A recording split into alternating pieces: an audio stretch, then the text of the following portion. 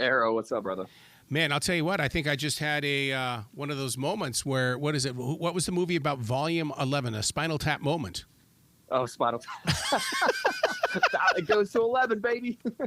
Have you guys had Spinal Tap moments? Oh, yeah. You know what? Half of our band has not seen that movie, regrettably, and we just give each other junk all the time. They're like, dude, we're gonna go to a hotel room, not party one night, and just watch Spinal Tap on repeat until we're sick of it because we got to do it.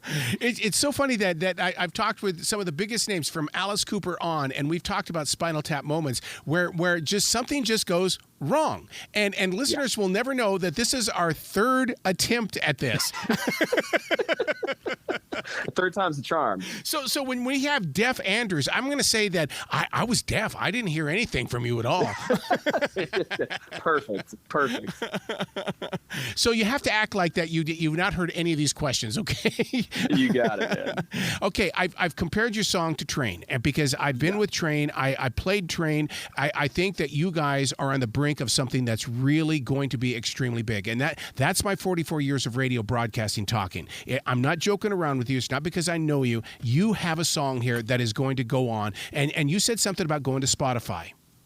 Oh, yeah. Yeah, we're going to be releasing this one. First off, I appreciate the compliment. I mean, that's huge. You know, I love Train's music, been a huge fan of theirs for years. And, you know, we're going to be putting that out on Spotify in about a week and a half, 2 weeks, actually. So next Friday, September 22nd, we'll be dropping the one that I sent you over today. And yeah, you know, Train, that's a good comparison. I don't think it's who we draw like inspiration from, but it definitely has that vibe. You know what I mean? That fun, energetic, summer loving vibe that we were really going for on this new song. Why Spotify? Because I'm a podcaster and I want to be everywhere. Why not iHeartRadio? Why not iTunes and things like this? I mean, what is it about Spotify that has your attention? So it's really the market dictating that. Okay. A lot of our audience uses Spotify. Now we're also on Apple Music, YouTube, SoundCloud, Deezer, like all these different smaller websites. It's just Spotify just dominates the market right now, and it's just the nature of how everything is. And I think a lot of booking will look at. Yes, they will. We'll look at the numbers, right? And it's also tangible, right? Like you see radio, you know, they show how many people listen to you. It's that tangible number that I think a lot of people gravitate towards. And it's also just it's an easy platform to get onto. Like I wish I could get onto, you know, 106.5, right? Or 99. Yeah. Spotify is a very low barrier to entry for us, and it's widely used, right? Like so many other musicians, you know. You bring up a really good point in the way that I remember talking with different bands that they did not want to deal with radio because it's like, why do I want to make radio look good when we already look good? And the thing is that with Spotify, you can go in there and get your true honest to God numbers. You can't get that from the Arbitron or Nielsen ratings. Right. It's tough too. And, you know, we can also just be as authentic and in control of our release and music as we want. And that, for that matter, so can the audience. You know, if they want to listen to our music, they're going to listen to our music, right? Yeah. They don't have to, you know, be at the whim of whatever radio DJ is out there, right? If they're clicking on it, they're clicking on it for a reason, right? And that's because they enjoy listening to music, so... Becoming that indie or the pop rock connection that you are, I mean, it's one of those connections with listeners. How do you know that you've made it? What are you feeling inside your soul when you go, oh, God, this was it? Yeah, I mean, I definitely wouldn't say we've, like, quote-unquote made it, but there's been moments where recently we played the Music Farm down in Charleston with two other great bands. One's called The Simplicity, another one's Faux Daniels. And I never thought that I would be playing a show at the Music Farm. And that was just such a cool moment of being on stage where I had to be like, man, am I really playing here right now? Like, this is wild.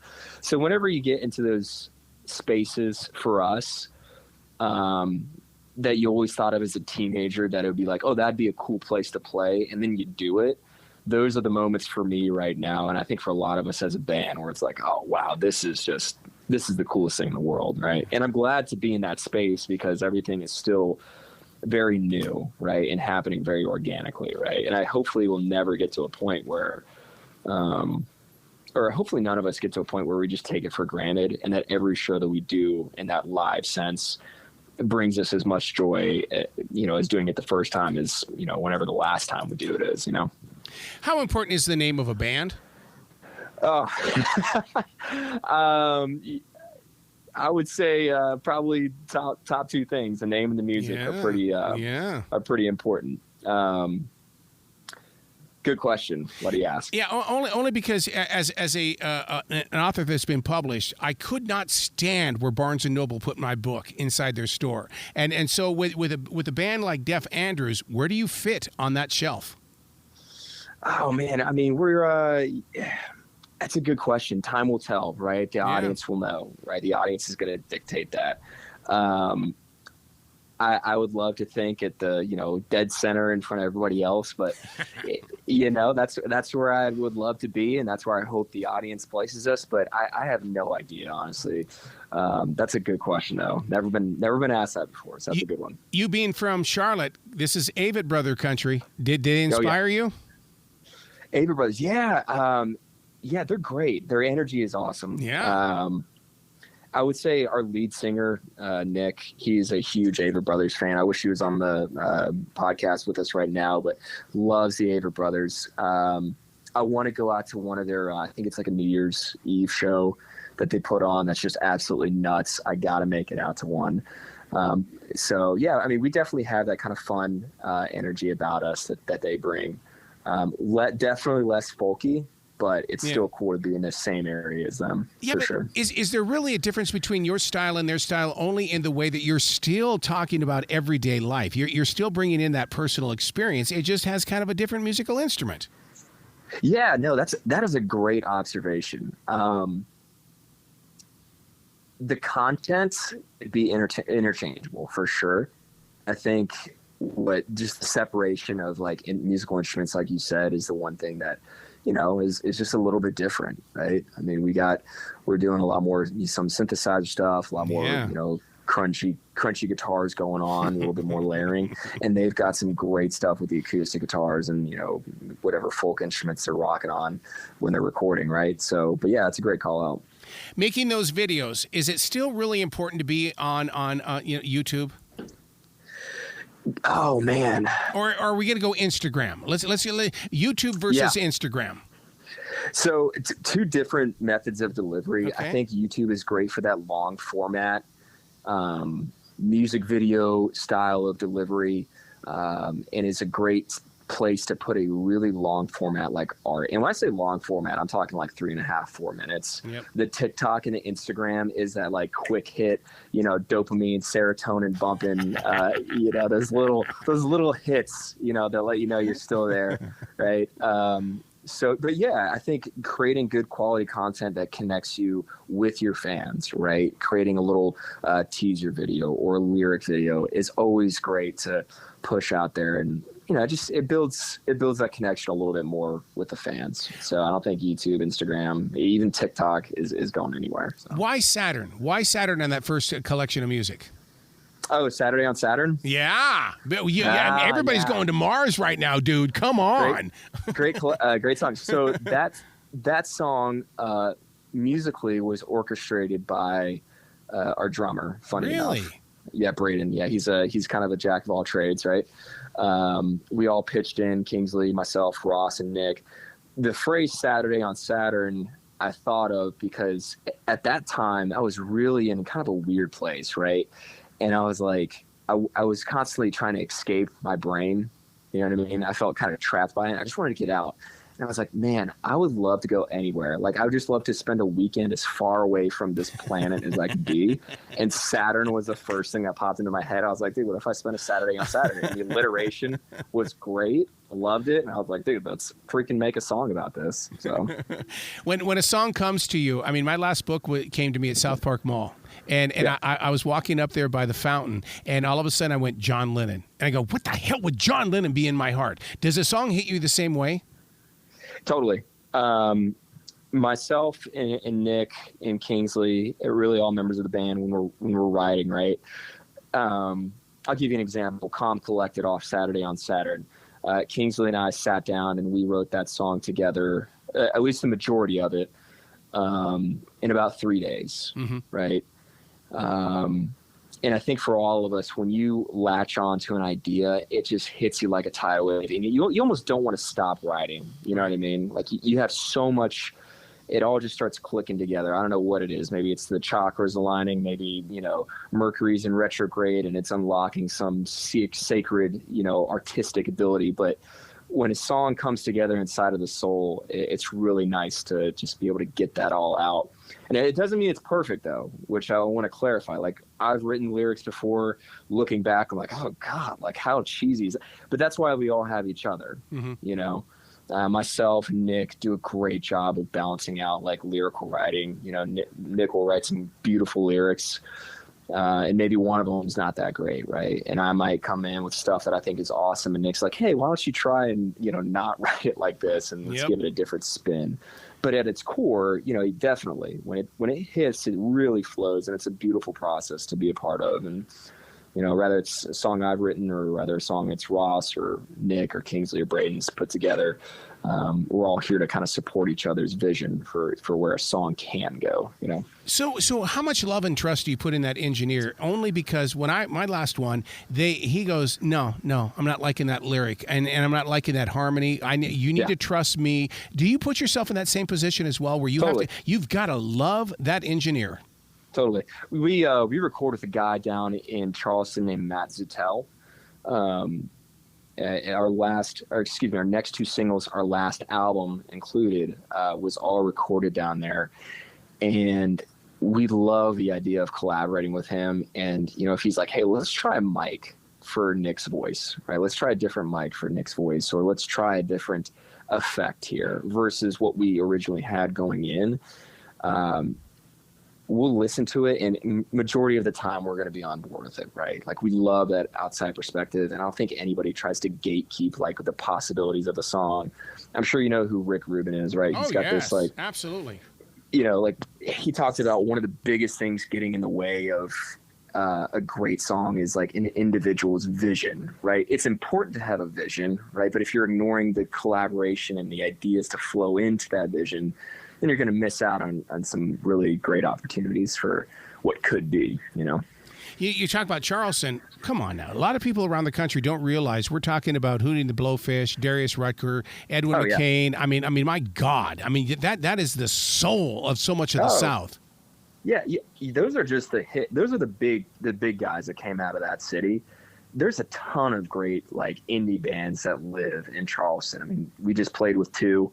Faux Daniels, The Simplicity at the Music Farm this past 2 weekends ago. You've got guys like Stoplight Observation, just a great hub for indie music. Some great, like, country and pop music coming out of there as well.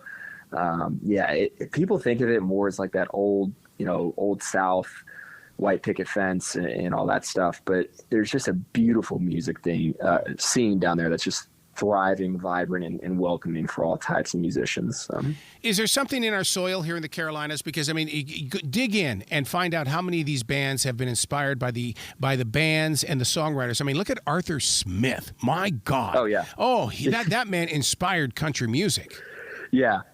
I don't know what it is. I mean, we've got some beautiful singer-songwriters that live in the South and from the Carolinas, and maybe there's something in the water that we just don't see. Lake Norman. We feel it. Yeah, there you go. That Lake Norman water. It's good for the soul. Bad for the brain, but good for the soul. Do you think being on that stage is magic? 100%. Yeah. 100%. I can't, for all of us in the band, we feel that. We've played shows before where we've had a crowd that's not engaged, but when the crowd gives you that energy and gives you that love, there's nothing. It's almost like a drug. I mean, you feel it inside of your soul on stage, and when they're with you, you're with them. It's that positive feedback that keeps going back and forth, and that's how you truly have those wonderful moments when you're playing live. Yeah, but the sound I don't like is when the final song is over and you're putting the equipment away. Oh yeah, that sucks. It's always an awkward transition because the thing that we try to do if we're playing last, right, and hopefully, the audience likes us enough to give us an encore, right? Yeah. What I like to do in those moments is I have this little pedal on my board, and I'll hit it, and it's a freeze pedal, and it gives a little bit of an ambient noise that's kind of still there. And it prevents the clanking and the clattering of all the stuff. That way the audience isn't totally checked out. But yeah, that last moment when you play your final note, it just goes eerily quiet, and you feel like you want to play more, but it's, closing time, right? So you got to go. What do you do in those moments where people come up and say, do you need some help putting some stuff away? And because darn good and well, if you don't put your toys away exactly the way they need to, they may not be there the next time. I'm like, hey, thanks, man. I appreciate it. I'll grab a beer with you. That's right. Yeah, because everybody thinks they can help you. It's like, no, just stay away. I got this. Yeah, I've seen too many falling guitar cases and too many collapsed pedal boards to even want to go down that road. And I always appreciate it. It's just, that's my livelihood inside of a box. And I if I'm going to screw something up, I'd rather be the one to do it rather than watch somebody else do it. So. Oh my God. Okay. So let's talk about the tour. Where are you going? I've heard Washington and New York City. Yeah. We're talking about the big. This isn't Charleston. Right. Yeah, no, we're hitting Washington, D.C. We're going down to Atlanta, Athens. Athens? Oh, geez. Yeah. Athens, Georgia. Yep. Oh, my God. Yeah, we're going to hit New York City as well, playing in Lower Manhattan, which would be great. A place called Arlene's Grocery. I thought it was when they gave me that name, I thought it was a grocery store. Arlene's Grocery is a great music venue up there in Lower Manhattan. But yeah, we'll be going all over the East Coast.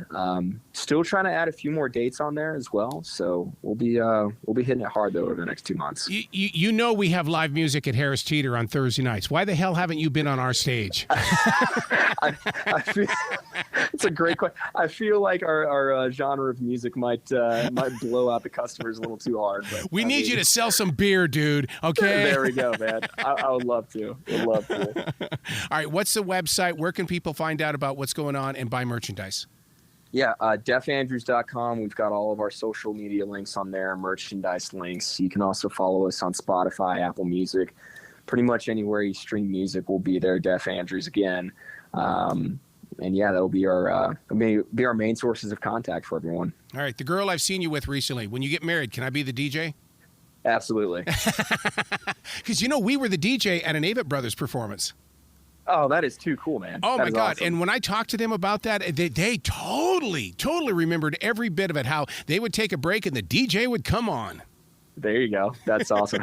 So you've met the Avett Brothers, man. Yes, I have. Cool I have. Oh, that's great. And just a quick question. How are they as people? They are real. They are Charlotte. You know how it is. I mean, Yep. it's one of those, the Charlotte entertainers are all about, they understand the connection and the community. And that's the greatest thing about this area of the world is that they're just so real.